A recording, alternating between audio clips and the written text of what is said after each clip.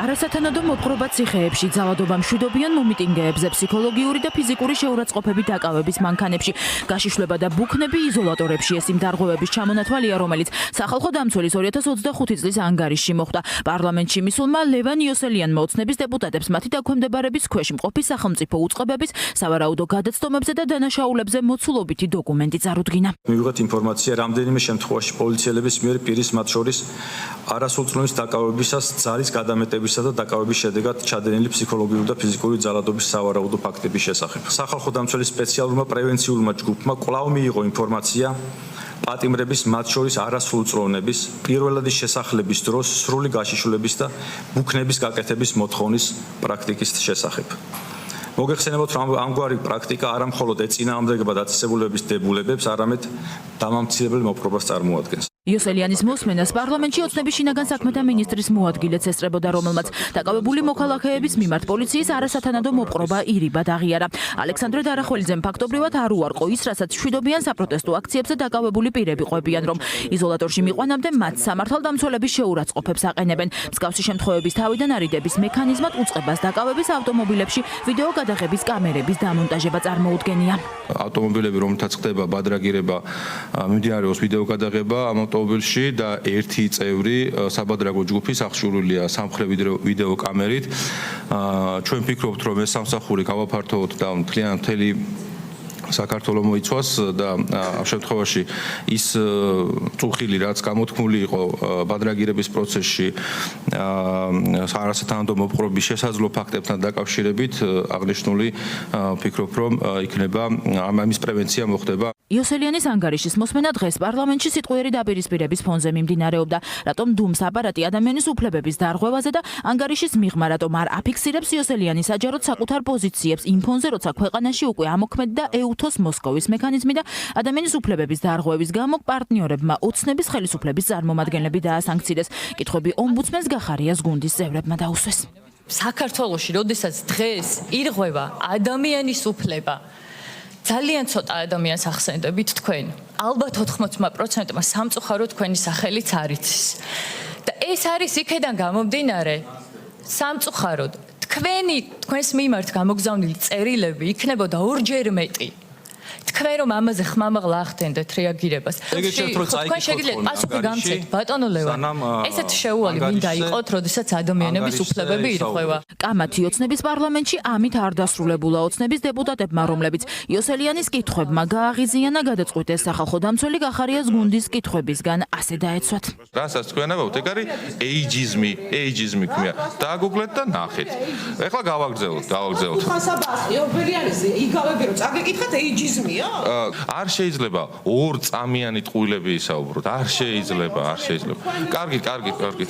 არ წაგეკითხავთ, კი, არა, ნამდვილად არ წაგეკითხავთ. რომ წაგეკითხათ, აი მარტივი ამბავი თქვათ. კი ბატონო, კი.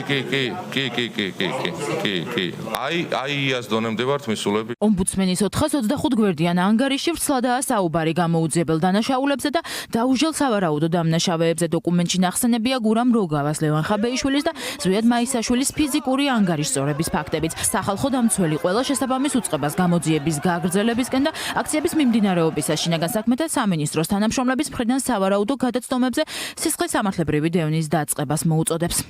2024 წლის განმავლობაში გამართული აქციების კონტექსტში გამოვლენილი არასათანადო მოპყრობის ფაქტებზე სისხლის სამართლებრივი დევნა არც ერთი სამართალდამცემის მიმართ არ იყო დაწყებული. 2024 წელს მიმდინარე აქციების დროს ზვიად მაისაშვილის, ლევან ხაბეიშვილისა და გურამ როგავას მიმართ ძალადობის საქმეზე დაკავებულ 4 სპეცრაზმელს და დაცვის პოლიციის ერთ თანამშრომლებს ბრალდება წარედგინათ.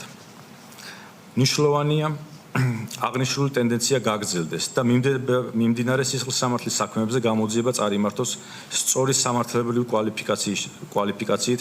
იოსელიანმა დღეს ოცნების დეპუტატებს უთხრა ისიც, რომ მათ მიერ დამტკიცებული კანონები ზღუდავს სიტყვისა და გამოხატვის თავისუფლებას, ეწინააღმდეგება ადამიანის გამოხატვის უფლებებს. სერიოზულ გამოწვევებს შორის ომბუდსმენი ასახელებს ბავშვთა სიღარიბეს, რომლის რაოდენობაც საგრძნობლად გაიზარდა. 2025 წლის მონაცემებით სოციალურ დაუცველთა ბაზაში 400,000-მდე ბავშვი ირიცხება.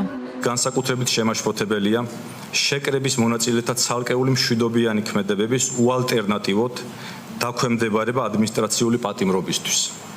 ასევე როგორც მათი განმეორებით ჩადენისთვის სისხლის სამართლებრივი პასუხისმგებლობის დაწესება. გამოხატვის თავისუფლებით სრულფასოვნად სარგებლობაზე უარყოფითი გავლენა მოახდინა ასევე საერთო სასამართლოების შესახებ საქართველოს ორგანულ კანონის შეტანილმა ცვლილებებმა. ოცნების დეპუტატებისთვის იოსელიანის მძიმე ანგარიში არც თუ ისე სასიამოვნო მოსასმენი აღმოჩნდა.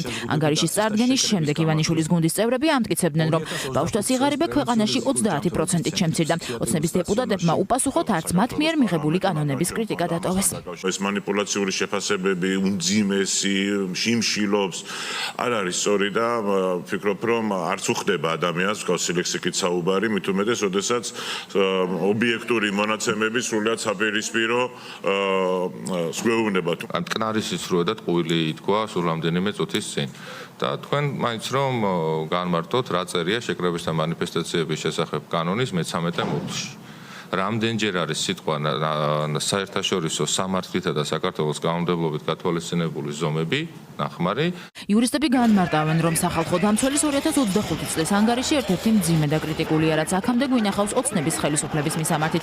სპეციალისტების შეფასებით ამ დოკუმენტზე საჭიროა დაუყოვნებლივი რეაგირება და შესაბამისი უწყებების მიერ ომბუდსმენის ყველა მოწოდების გათვალისწინება.